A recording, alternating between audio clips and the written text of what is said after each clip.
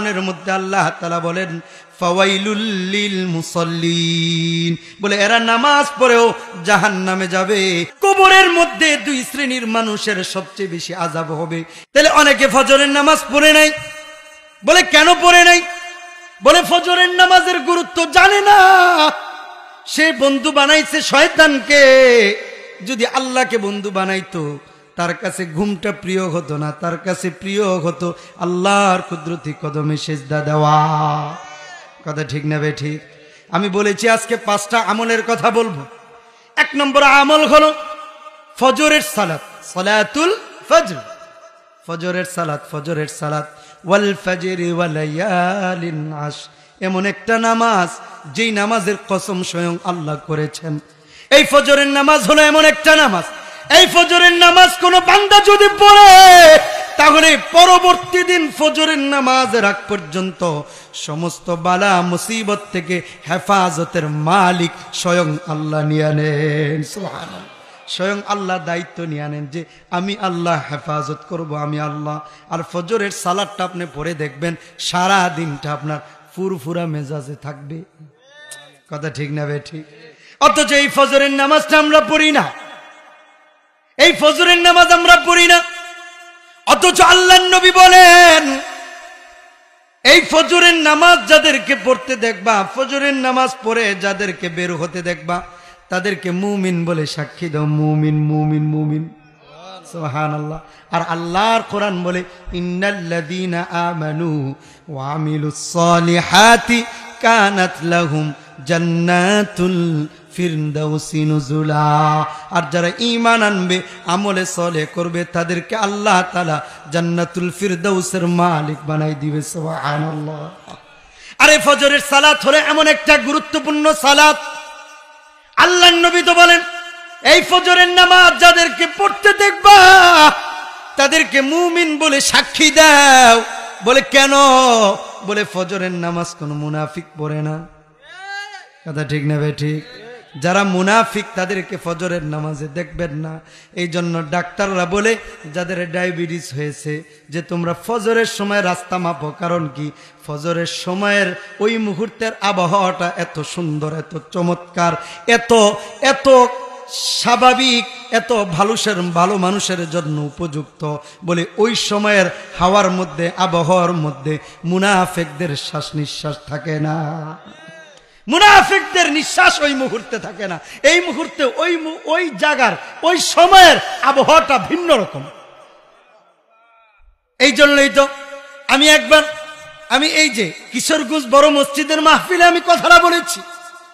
গত মাসের আমি 12 তারিখ মাহফিল করে, পাবনা থেকে মাহফিল করে আসার সময় আমি সিরাজগঞ্জে ফজরের সালাত আদায় করেছি।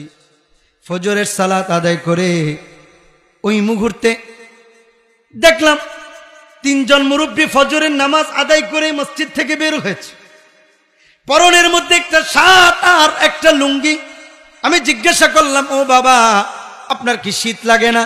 ওই মুহূর্তে বলতেছেন না না না, শীত কেন লাগবে? বলে কিছুক্ষণ পরে আমরা ক্ষেত খামারে কাজ করতে যাব, খেতে গেলে যদি শীত না লাগে, আল্লাহর ঘরে গেলে কেন আমার শীত লাগবে? ঈমান কত বড় মজবুত, কত মজবুত! আল্লাহু আকবার, আল্লাহ।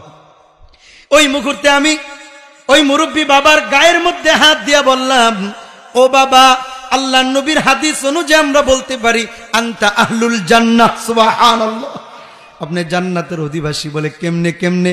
আল্লাহর নবী বলছেন যারা ফজরের নামাজ পড়বে তাদেরকে মুমিন বলে সাক্ষী দাও। অপর একটা হাদিসের মধ্যে আল্লাহর নবী বলেন মান সাল্লাল বারদাইন দাখালাল জান্নাহ, যে ফজরের নামাজ আদায় করবে সে জান্নাতে প্রবেশ করবে। সুবহানাল্লাহ। বলে আরো প্রমাণ কি?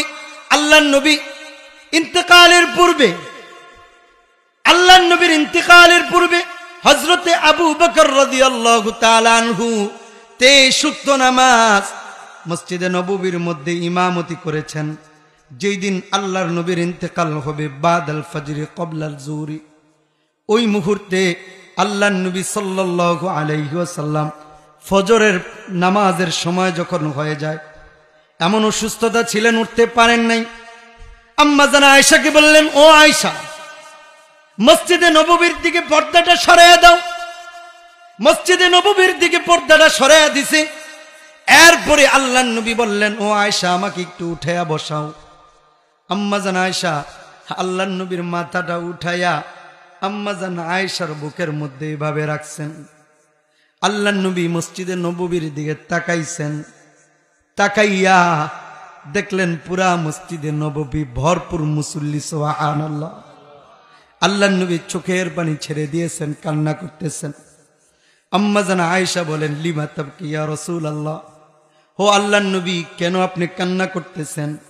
আল্লাহর নবী বলতেছেন, তাইফের ময়দানের রক্ত ঝরা, ওহুদের ময়দানের দান দান মুবারক শহীদ হওয়া, এটা আমার সার্থক হয়েছে। আজকের ফজরের সালাত দেখে আমি এটা উপলব্ধি করতে পেরেছি, আমি নবীর জীবনের যত কষ্ট হয়েছে সব কষ্টের ফসল হলো আজকে মসজিদে নববীর মধ্যে মুসল্লি ভর্তি। সুবহানাল্লাহ। আল্লাহর নবী দেখে খুশি হয়ে গেছে। আল্লাহর নবী বলে দিলেন, ও আয়েশা, মনে রাখো, যতদিন পর্যন্ত ফজরের নামাজে এমন মসজিদ ভর্তি মুসল্লি থাকবে ততদিন পর্যন্ত এলাকার মধ্যে, দেশের মধ্যে কোনো সমস্যা হবে না, কোনো বিপদে পড়বে না মানুষ। কারণ হলো ফজরের সালাত হলো এমন একটি সালাত, এমন একটি নামাজ, যে নামাজের ব্যাপারে স্বয়ং নবী বলছেন, নামাজ পড়বা তো মরবা তো জান্নাতে ঢুইকা যাইবা। সুবহানাল্লাহ। অথচ এই ফজরের নামাজ আমাদের সবচেয়ে বেশি গাফলাতি এবং সবচেয়ে বেশি উদাসীনতা, সবচেয়ে বেশি আমাদের এই ক্ষেত্রে অবহেলা। কথা বলেন না কেন? হ্যাঁ, আমরা বয়ান সারা জীবন করলাম, আমার আজকের বয়ান থেকে যদি 2 জন মানুষ ফজরের নামাজ নতুন করে ধরে, এটি আমার সার্থকতা, এটি আমার সার্থকতা। কেন ভাই ফজরের নামাজ কেন ছাড়েন? এটা আমাদের অবহেলা, পরে কাজা করে নিমু। ভাই এটা কি খামখেয়ালি পাইছেন? হ্যাঁ, এটা কি আপনার খানা পাইছেন যে এখন খাইলেন না 1 ঘন্টা পরে খাই লইলেন, চললো না? এটা নামাজ, উক্ত মতো নামাজটা আদায় করা, সময় মতো নামাজ আদায় করা। আপনি ফজরের নামাজটা নিয়মিত পড়েন, দেখবেন আর 4 রাকাত নামাজ আপনার এমনি পড়তে মন চাইবে। কথা বলেন না কেন? এটা কি বাস্তব না অবাস্তব? পরীক্ষা করে দেখেন, পরীক্ষা করে দেখেন। ফজরের নামাজটা না পড়লে আপনার অন্য কোনো কাজ ভালো লাগবে না, আর ফজরের নামাজটা পড়বেন তো দেখবেন আপনার এমনি শরীরটা ভালো লাগতেছে। আলহামদুলিল্লাহ, আলহামদুলিল্লাহ। হ্যাঁ, আমরা পড়ি তো, দেখা যায় মুরব্বীরা মসজিদে চলে আসে আর ঘরের মধ্যে মা বোন আছে, ওনাদেরকে ডাকেও না, বাল বাচ্চা আছে, এদেরকে ডাকেও না, বলে এখনো বয়স হয় নাই। বলে বয়স কত হয়েছে? বলে 20 বছর হয়েছে। 20 বছরে এখনো নামাজের বয়স হয় নাই। তাহলে 20 বছর কিসের বয়স হয়? বিয়ের বয়স। হ্যাঁ, নামাজের বয়স হয় না, বিয়ের বয়স হয় না? আরে নবী তো বলছেন 7 বছর থেকে নামাজের তাকিদ দেওয়ার জন্য, 10 বছরে মারতে গেছে। কথা বলেন না কেন? হ্যাঁ, কয়দিন নামাজের জন্য সন্তানকে মারছি? কয়দিন সন্তানকে নামাজের জন্য মারছি? আল্লাহর নবীর হাদিস তো হলো, একটা মুসলমান, একটা মুমিন আর কাফেরের মধ্যে পার্থক্য হলো নামাজ। মান তারাকা সলাতা মুতাআম্মিদান ফাকাদ কাফার।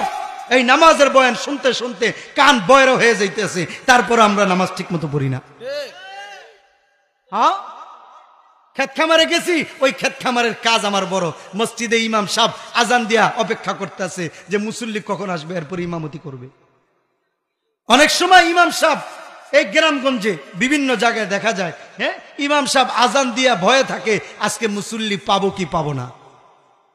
দোকানের মতো দোকান খুললে ভয়ে থাকে কাস্টমার আজকে পাবো কি পাবো না। এই হলো অবস্থা।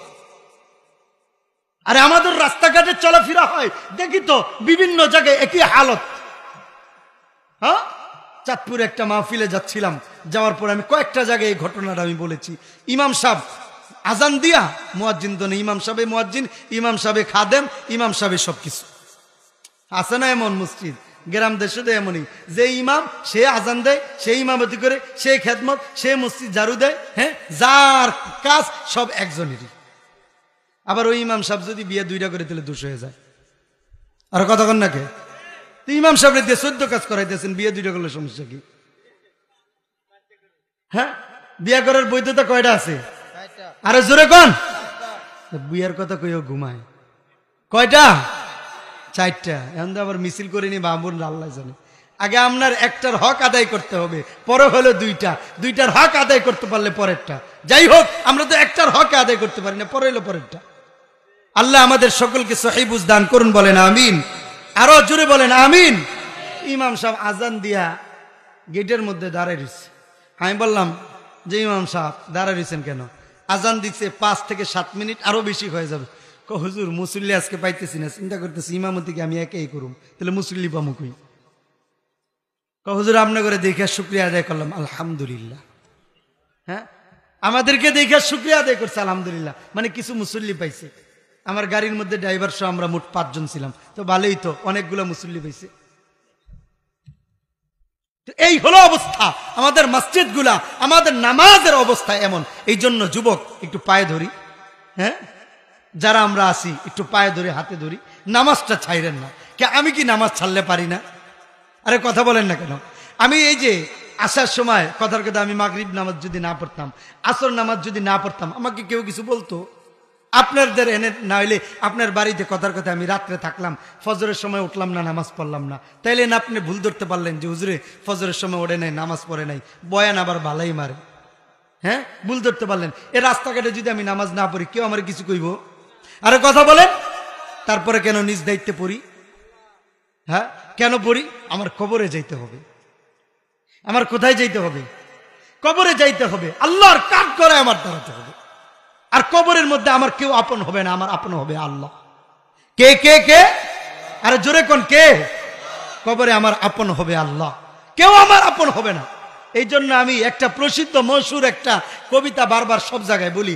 আমাদের ছোট ছোট বাচ্চারা বলে না, ওই দেখা যায় তাল গাছ, ওই আমাদের গা ওইখানেতে বাস করে কানা বগির চা, ওই বগির তুই চাস কি, পান্তা ভাত খাস কি, পান্তা আমি চাই না, পুঁটি মাছ পাই না, একটা যদি পাই অমনে ধরে গাবুস গুবুস করে খাই।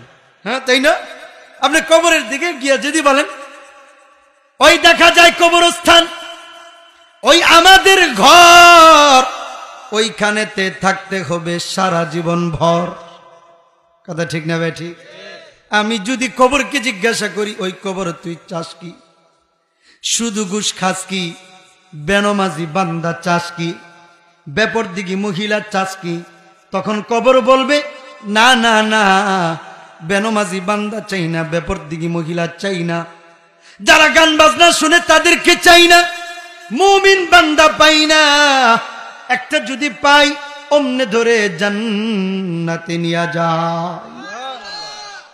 এই জন্যই তো আল্লাহর নবীর হাদিস হলো, প্রত্যেক 1000-এর মধ্যে 999 জন জাহান্নামে যাবে, একজন জান্নাতে যাবে, একজন জান্নাতে যাবে।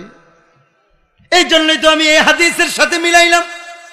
ওই যে দেখেন না, ফজরের নামাজে এলাকার মধ্যে যদি 1000 মানুষ থাকে, 1000-এর মধ্যে দেখবেন একজন মানুষ মসজিদে আসছে। কথা বলেন না কেন? আল্লাহর নবীর হাদিস হলো 1000-এর মধ্যে 999 জন জাহান্নামী, একজন হলো জান্নাতি। আর ফজরের নামাজে দেখবেন এই 1-2 জনের ফজরের নামাজে পাওয়া যায়। আপনি এলাকার মধ্যে যদি 5000 মানুষ থাকে, এই 5000 মানুষের মধ্যে 5 জন দেখবেন মসজিদে মুসল্লি। হিসাব মিলাইবেন, দেখবেন 1000-এ 1-2 জন মানুষ মসজিদে পাওয়া যায়। তাহলে আমরা বলতে পারবো, যদি জান্নাতি মানুষ দেখতে চাও, তাহলে ফজরের নামাজে মসজিদে চইলা যাও। কথা ঠিক না বে ঠিক? এই জন্য আল্লাহ তাআলা বলেন, ওয়ালা তাত্তাবিউ মিন দুনিহি আউলিয়া কলিলাম মা তাযাক্কারুন। আমি আল্লাহকে বন্ধু বানাও। বলে কেমনে বন্ধু বানাইবা? বলে নামাজের মাধ্যমে বন্ধু বানাও। বলে নামাজের মধ্যে সবচেয়ে গুরুত্বপূর্ণ নামাজ হলো ফজরের নামাজ।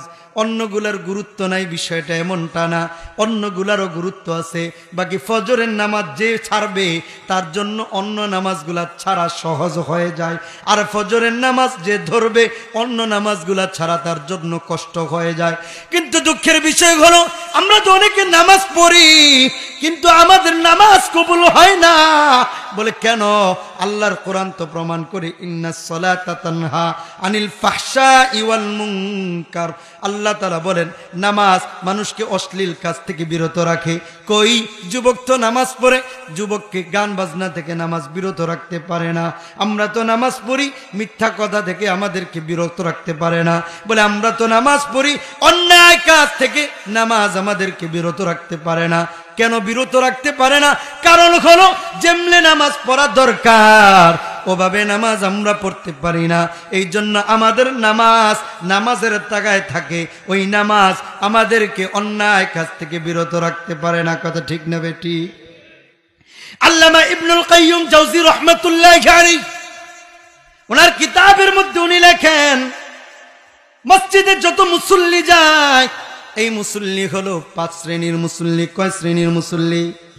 বলে এক শ্রেণীর মুসল্লি হলো তারা নামাজ পড়বে, ওই নামাজ পড়েও তারা মুআকাবা, তারা শাস্তির সম্মুখীন হবে, যাদের ব্যাপারে কোরআনের মধ্যে সূরাতুল মাউনের মধ্যে আল্লাহ তাআলা বলেন ফাওয়াইলুল লিল মুসাল্লিন। বলে এরা নামাজ পড়েও জাহান্নামে যাবে, এরা নামাজ পড়েও জাহান্নামী হবে। বলে কেমন নামাজি? বলে এদের নামাজের মধ্যে পাক পবিত্রতার কোনো খেয়াল রাখে না। বলে নামাজের সময় হয়েছে দৌড়ে মসজিদে চলে আসে, কোন রকম নামাজ পড়ে চলে যায়। বলে আমাদের মধ্যে অনেকে আছে ইস্তেনজা করে, ইস্তেনজা করার পরে ডিলা কুলুপ নেয় না, আছে না নাই? বলে টয়লেট নেয় না, অথবা কি টিস্যু নেয় না, টয়লেটে গেলে টিস্যু নেয় না, ডিলা কুলুপ নেয় না। বলে কেন নেয় না? বলে এগুলা নিতে আমার ভালো লাগে না। আরে আল্লাহর নবী বলেন কবরের মধ্যে 2 শ্রেণীর মানুষের সবচেয়ে বেশি আযাব হবে। এক শ্রেণীর মানুষ হলো বিলবাউল, পেশাবের কারণে। 2 নম্বর মানুষ হলো বিন্নামিমা, চুগুলখুরির কারণে। বরং আমি দেখা যায় ইস্তিনজা করলাম, পেশাব করলাম, পেশাব করার পরে আমি ওভাবে পানি খরচ করে উঠে চলে গেলাম।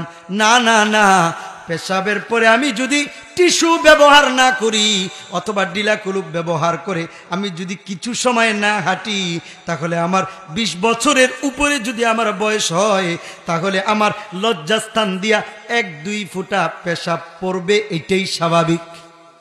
কথা ঠিক না ভাই? ঠিক। শুধু 1-2 ফোঁটা তো দূরের কথা, শুয়ের মাথা পরিমাণ যদি পানি আপনার লজ্জাস্থান দিয়া বের হয় আর আপনি ওই অবস্থায় যদি নামাজ পড়েন, তাহলে নাপাকি অবস্থায় আপনার নামাজ হলো, আপনার নামাজ হবে না। এই জন্য আল্লাহর নবী কবরের পাশে দাঁড়ায়া বলে কবরের মধ্যে আযাব হয় সবচেয়ে বেশি 2 শ্রেণীর মানুষ।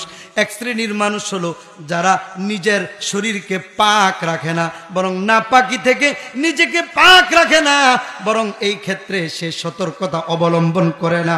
2 নম্বর শ্রেণীর মানুষ হলো যারা এলাকার মধ্যে মানুষের দোষ নিয়ে ঘোরাফেরা করে, এরা হলো জাহান্নামী হবে। কারণ হলো অন্যের দোষ আমি চর্চা করলাম, অন্যের দোষ আমি বর্ণনা করলাম, যার দোষ নিয়ে আমি চর্চা করলাম, যার সমালোচনা করলাম, তার গুনাহগুলা আমার আমল নামায় চলে আসবে, আর আমার আমলগুলা তার আমল নামায় চলে যাবে। নাউজুবিল্লাহ। এই জন্য নিজের সব সময় পাক পবিত্র থাকার চেষ্টা করা। 1 নম্বর নামাজি, নামাজ পড়েও তারা জাহান্নামে যাবে। বলে কেমন নামাজি? বলে যেই নামাজি নামাজ পড়ছে কিন্তু পবিত্রতার দিকে খেয়াল করে নাই। বলে জায়গা পবিত্র কিনা খেয়াল করে নাই, জামা পবিত্র কিনা খেয়াল করে নাই, ওযু ঠিক মতো করলো কিনা খেয়াল করে নাই। আমরা দেখা যায় এই যে ওযু করি, বলে কেমনে ওযু করি? বলে ওযুর মধ্যে কোন রকম তাড়াহুড়া করে ওযু করে নিলাম, ওযুর অঙ্গ প্রত্যঙ্গগুলা ভালোভাবে ধুইলাম কিনা, ভালোভাবে ভিজলো কিনা, সেই খেয়াল আমরা করি না, তাড়াহুড়া করে নামাজ পড়ি।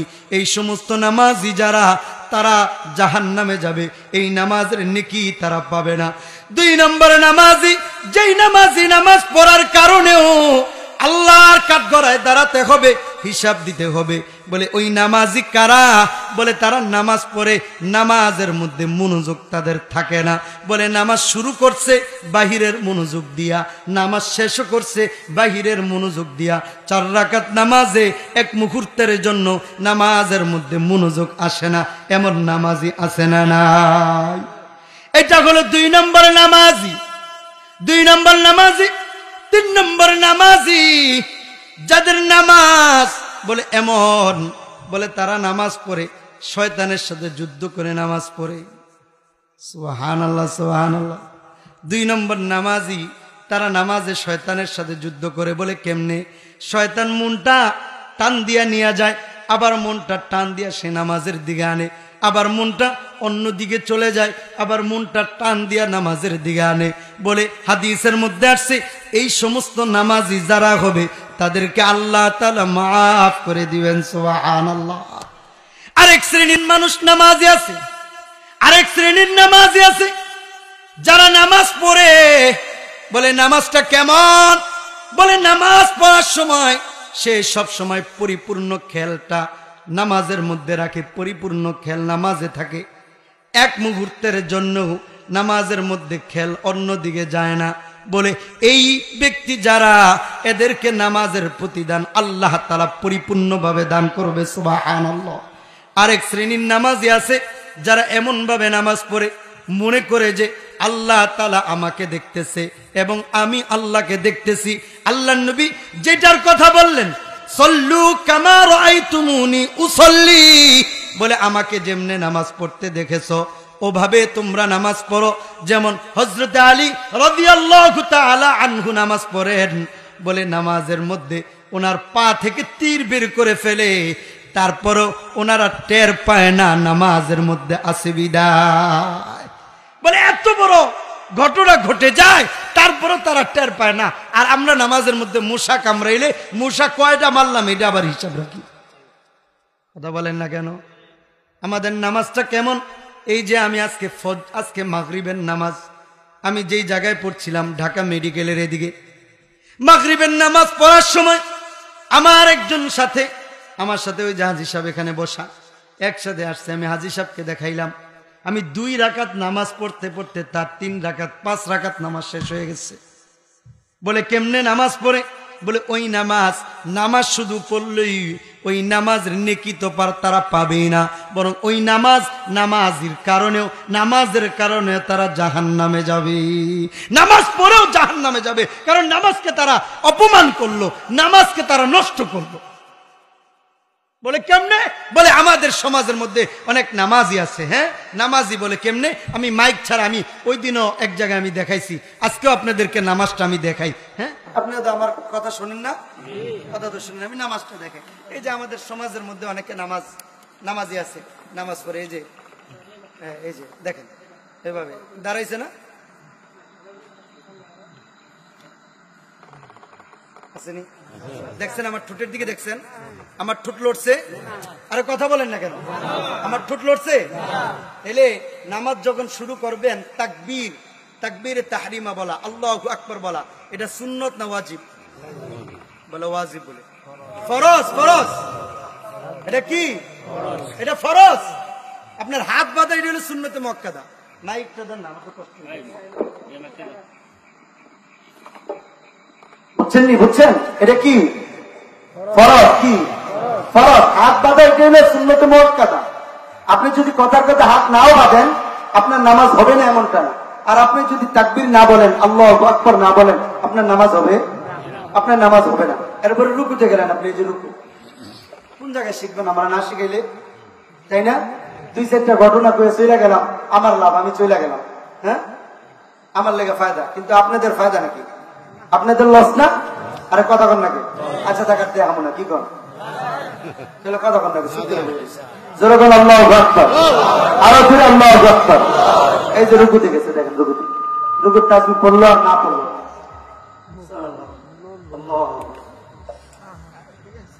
নাই কি বুঝলেন? মানে এই যে এই যে দাঁড়াইলেন না আপনি, আপনার মেরুদণ্ডের হাতটা যে সোজা হলো না, এতে করে কি আপনার নামাজ হইল? হ্যাঁ আপনি এভাবে যদি সারা জীবন নামাজ পড়েন আপনার নামাজ হবে না। আপনি রুকু থেকে সোজা হয়ে দাঁড়াতে হবে, সামি আল্লাহু লিমান হামিদা, কমপক্ষে 1 তাসবিহ পরিমাণ আপনার দাঁড়ায় সোজা থাকতে হবে। এরপরে আপনি সিজদা যাবেন, সিজদা গিয়ে আবার ঠিক সিজদা থেকে উঠা 1 তাসবিহ পরিমাণ আপনার বসে থাকতে হবে। কাকের মতো খালি ঠোকর দিলে এটারে নামাজ পায় না, এটারে পায় বদমাইশি। কথা বল না কে? আবার চুপ করে বই রইছে। এটা কি সত্য বললাম না মিথ্যা বললাম? আল্লাহর লগে কি গোল্লা শুট খেলতেছেন নাকি? হ্যাঁ, না কাবাডি খেলতেছেন আল্লাহর লগে? খামখেয়ালি বাদ দেন, নামাজ পড়েন, সুন্দরভাবে নামাজ পড়েন। আল্লাহর নবীর হাদিস হলো অনেক নামাজি তো এমন আছে তাদের নামাজটা, হ্যাঁ, নামাজ পড়ার পরে নামাজটা যখন আসমানে নিয়ে যাওয়া হয়, ইবাদতটা যখন নিয়ে যাওয়া হয়, এত দুর্গন্ধ, বলে নামাজটা রুমালের মধ্যে পচা দুর্গন্ধ, রুমালের মধ্যে পেঁচায়া আল্লাহ তাআলা বলেন যে নামাজ পড়ছে তার চেহারার মধ্যে নিক্ষেপ কর। ফেরেশতারা এসে বলে ল তোর নামাজ তোর কাছে, তোর নামাজ আল্লাহ নিবে না। নাউজুবিল্লাহ কোন আল্লাহ ওই নামাজ থেকে আমাদেরকে হেফাজত করুন, বলেন আমিন। আরো জোরে বলেন আমিন। একটা বিষয় খেয়াল রাখেন, নামাজ পড়বেন তো নামাজের মতো নামাজ পড়বেন। এক নম্বর কি বলছি? ফজরের সালাত, ফজর মনে থাকবে তো ইনশাআল্লাহ? বুঝলে যাবেন? আর নামাজটা কেমনে পড়তে হবে বলছি তো নাকি? আল্লাহ তাআলা কবুল করুন, বলেন আমিন। ওয়ালা তাত্তাবিউ মিন দুনিহি আউলিয়া, আল্লাহ বলছেন আমি আল্লাহকে ছাড়া কাউকে বন্ধুরূপে গ্রহণ করো না।